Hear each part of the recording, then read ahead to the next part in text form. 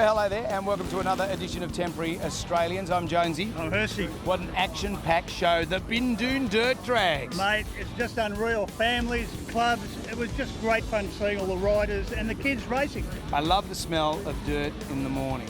And what else is coming up on the show? In Victoria, there's been a spate of motorcycle fatalities, and the media blame the riders, but it just doesn't seem to be true. That's stupid media. I'd never be a part of the media. I'm glad to hear that. Keep away from it. Also coming up on the show, Jonesy checks out some babes on bikes, and we continue our journey through the USA from Salt Lake City out to the Bonneville Salt Flats.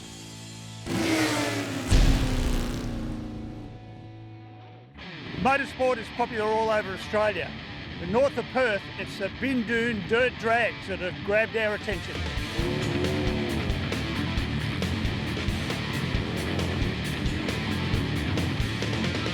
Now, I understand you used to run a rock concert here many years ago. Yeah, absolutely. We run the Bindoon Rock, and this is a former Bindoon Rock site. After we our club finished and running that, us younger guys took on the dirt drags, and the last 16 years we've run with that. Now what we've done is we've implemented a burnout competition.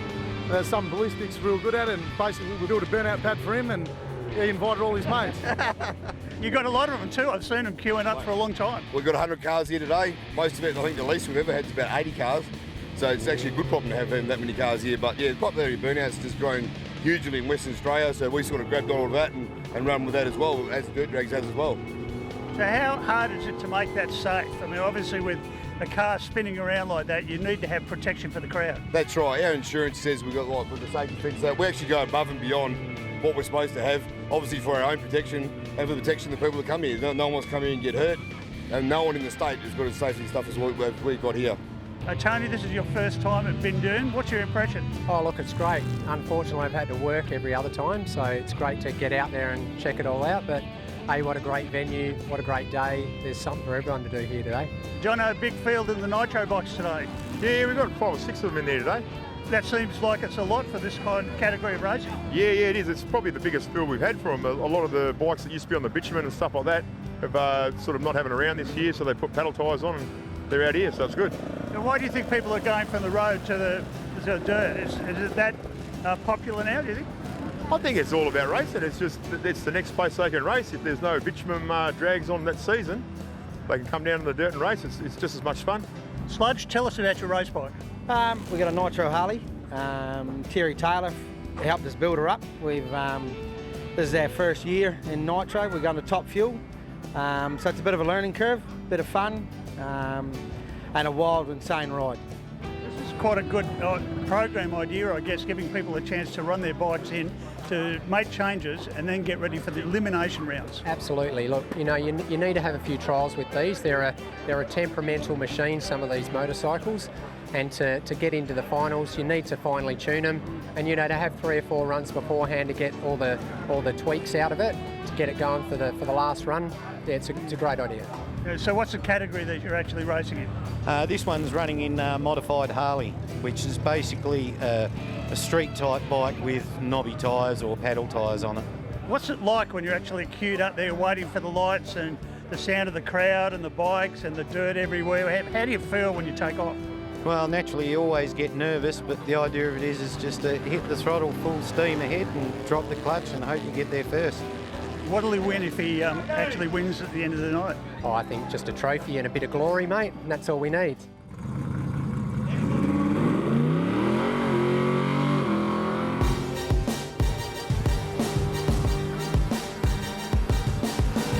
Summer Nats, West Isle and Bindoon. One thing they have in common is these great, safe burnout pads for young blokes just to blow off a bit of steam.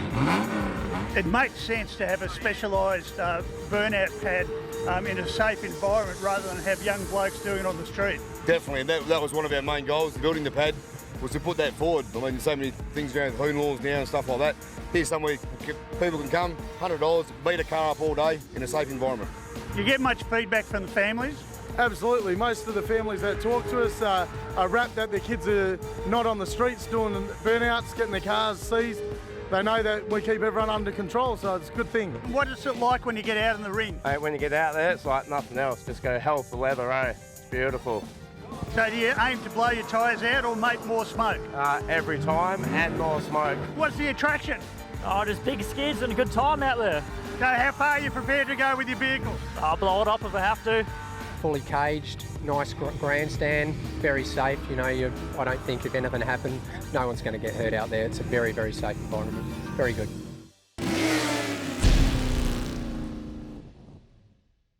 This is the famous Route 89 that comes from all the way down south in Utah, right up to Salt Lake City. We were on most of that road and just a brilliant ride through some of the greatest looking canyons you'd ever wish to ride through. Lots of corners, and we even went inland for a while and went into the highlands, and that was just a beautiful ride. But now in Salt Lake City, we see the mountains in the background. We're at the Harley and Indian dealerships in town. It's a great place to ride, all the locals reckon. Tim, what's the motorcycle scene like here in Salt Lake City? Yeah, we've got some of the most phenomenal riding in the mountains up here that anybody's ever seen. We're one of the riding destinations for Harleys in the whole U.S. Is it essentially a Harley city, or are there sports bikes and off-road? No, sport bikes have a big presence, a lot of touring bikes, but we have some of the most unbelievable riding you could ever imagine up in our mountains. I guess that means it gets cooler too if you're going into the mountains. Oh, it's 10 to 15 degrees cooler. We get out of this valley heat, and it's just unbelievable. Bill, tell us what you do. Whether people travel to the Salt Lake market for business or leisure, I just make sure they have everything that they need to have a great trip or a great meeting or whatever it is. So if I'm summarising this, you get paid to ride your motorbike around and give people a good time. Not just that, I get to ski sometimes too in the winter. You do? Yeah, absolutely. Well, Salt Lake seems to be a very hot place. How close are the ski fields? Ski fields are just on the other side of this building and about 10 kilometers. We have two remarkable world-class canyons that are hosts each to two ski fields. What's the motorcycle riding like going to those venues? It's alpine zone riding with twists and curves and just canyon carving. It's a wonderful place to go and ride. There's literally hundreds of day rides and half-day rides and quick trips up the canyons, all within reach. Now, if you come to Salt Lake City, one of the places that the local motorcycle fraternity recommends you go to is R&R Barbecue, because the food is really good. Guys, how long have you been in the restaurant game? We've been there just about 4 years. We did catering before that, and then we did a lot of competition barbecue. We've got 9 grand championships and I think 6 or 7 reserves. So are you essentially Salt Lake City based? Yeah, well, we're originally from California, but we live out in this area. I've lived out here since '89, and he moved a couple years later. So yeah, we're Salt Lake City boys now. We're kind of like half and half life here and half life there. It seems like the motorcycle community really likes what you do. We haven't been riding that long. We do a lot with Harley for special events and such. Of course, you got to get a bike at some point because we've been doing a lot with them. It's just great because it's such a diverse community out here. You just never know who you're going to meet on a bike. Motorcycling seems pretty popular up here in Salt Lake. Yeah, very, very heavy riding area up here. The other thing that you're well known for is movies. There's been a lot of international and local movies made in the region. Yeah, absolutely. Movie studios love Utah for filming. Disney especially, Disney Studios films a lot of their movies here in Utah. A lot of Thelma and Louise was filmed in southern Utah. Here in Salt Lake, local high school was used for all High School Musical movies. And then out at the Salt Flats was a filming spot for Pirates of the Caribbean, parts of Independence Day, the movie, and then as well as World's Fastest Indian, of course. It's interesting that you set up here. You've got a Harley dealership and an Indian dealership close together. Does that work?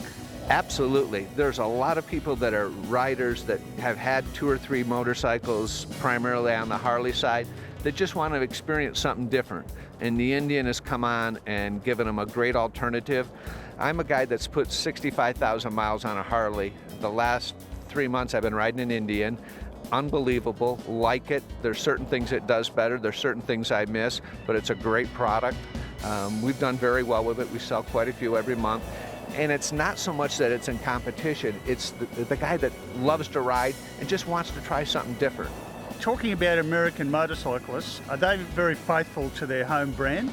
Absolutely. I mean, we've heard this saying forever, but there's no product like Harley Davidson that people tattoo all over their body. I've yet to see a guy come in with a Honda tattooed on him or a Yamaha or Suzuki. Those people that own Harley Davidson, when they tattoo it on, that's all they're riding.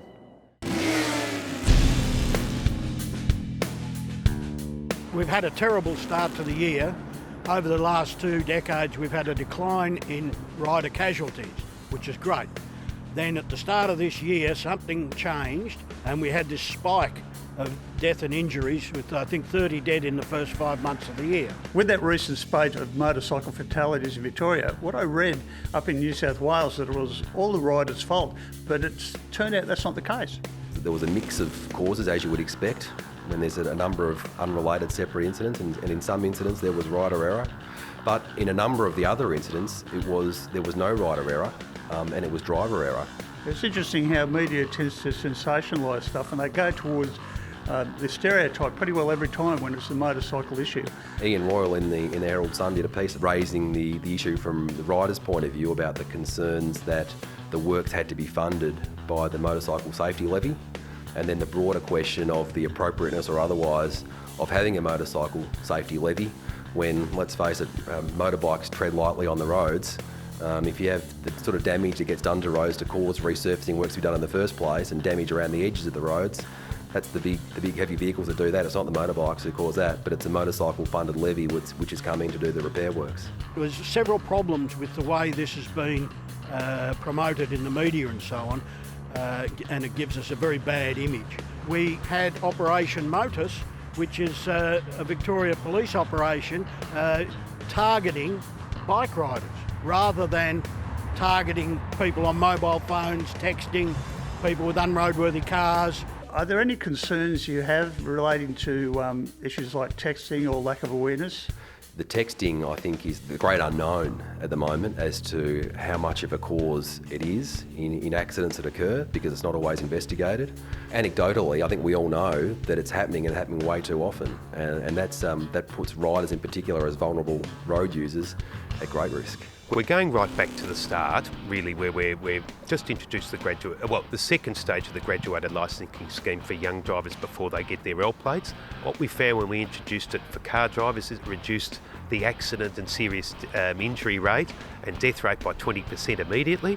So what we're doing is going back to the young riders to start again. With the older riders who've made a mistake, because a lot of the time it's those people my age who might have ridden a bike till they were 25, 30, stopped for 20 years and then going back.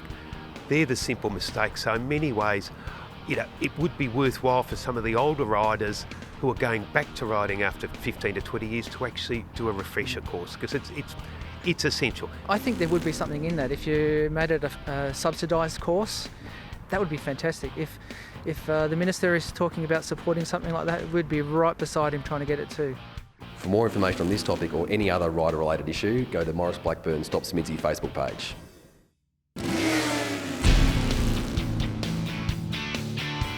Riding to the Bonneville Salt Flats would mean a long and very boring ride, except for the 80-mile-an-hour speed limit.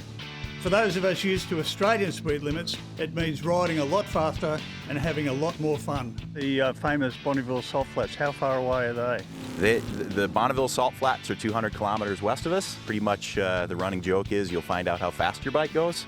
It's about the flattest and straightest road in this country, I think. How often do they have race meetings out there? So they'll have meets out there from middle end of the summer into the early autumn time. Based on conditions is how they schedule those sometimes. Very much at the whim of Mother Nature out there.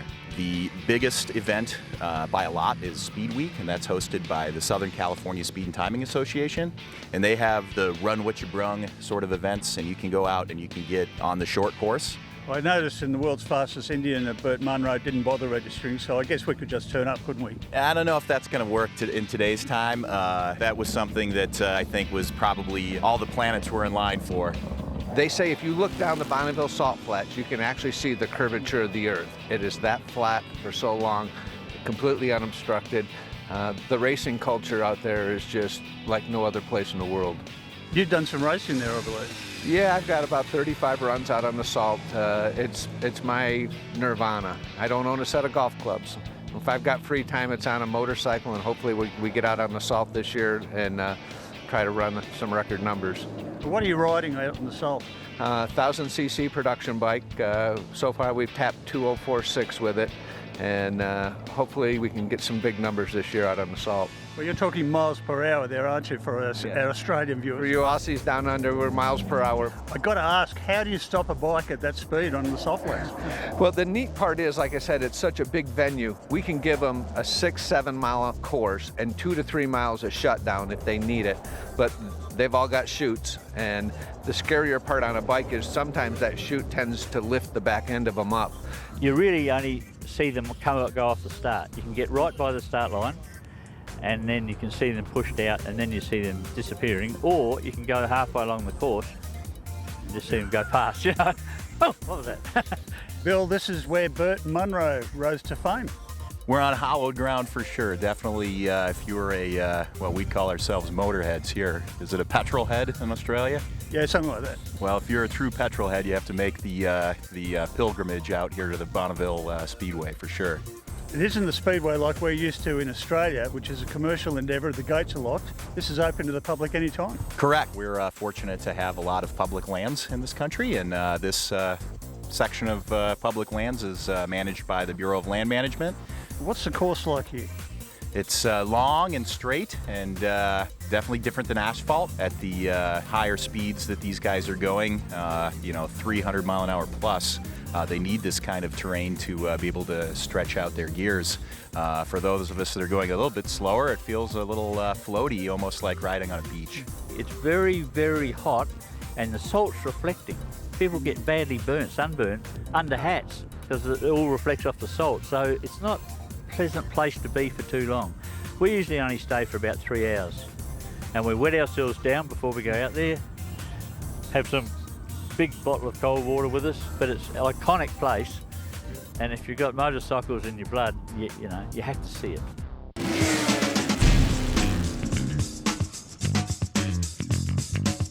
So I saw the sign boobs, and I just had to walk over, and I noticed you guys are doing a bike wash here.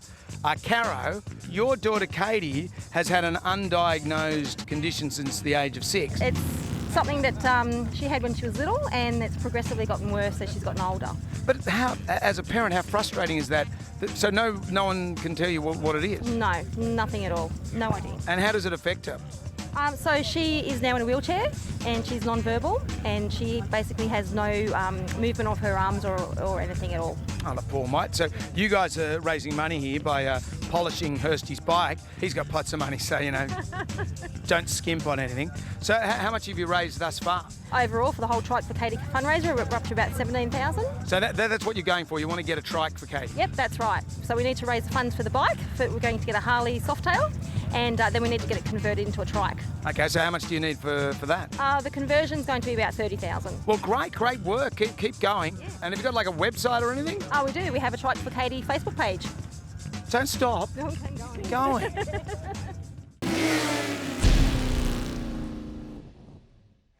Now, dirt drags are proving popular in Western Australia, from what I hear. They are, mate. Yeah, they're slowly taking off, and yeah, it's we got a fair few guys involved with it now, and yeah, everyone's loving getting into it, and it's been good. Because it's been around for a few years now as well, you get a lot of young tackers coming through.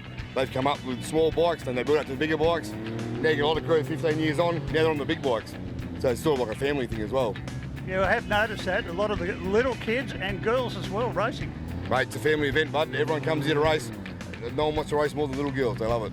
It's a very family-orientated event. There's heaps of young kids around, heaps of little kids on their mini bikes, heaps of young kids going down the track as well, which is great to see. The future of racing. Well, it's interesting to see that there's young girls as well. Yeah, girls, young kids, young girls as well, teenagers, you know, all the way through, and even a girl on a big V8 bike. So, very interesting to watch. Now, girls, what do you think of this event? Is it a good place to come with your family? Yeah, it's really fun watching people ride, and I'm coming here and seeing all my friends. It's a great day out for the family. So you race today? Yeah, I ride a Yamaha 125, and I'm going quite good at the moment. It's good to see so many different clubs coming to these events and bringing their families. That's right, yeah, it's all evolved around a family environment, you know, like the kids love it. And even to show the kids that it's an up-and-coming sport that they can get into, and, you know, of the age of 6 years old, you know, get out in the little peewees and that, and yeah, it's for everyone. You having fun? Yeah. Well, what about that? No wonder my kid wanted to borrow the family car. Burnout ring, mate, at Bindoon. It's a brilliant idea. Gets the kids off the street. Well, brilliant idea if you're not paying for the tyres, Greg. Great show today. We'll be back again next week. Until then, if you miss us, temporaryaustralians.com.au. Shiny side up. See ya.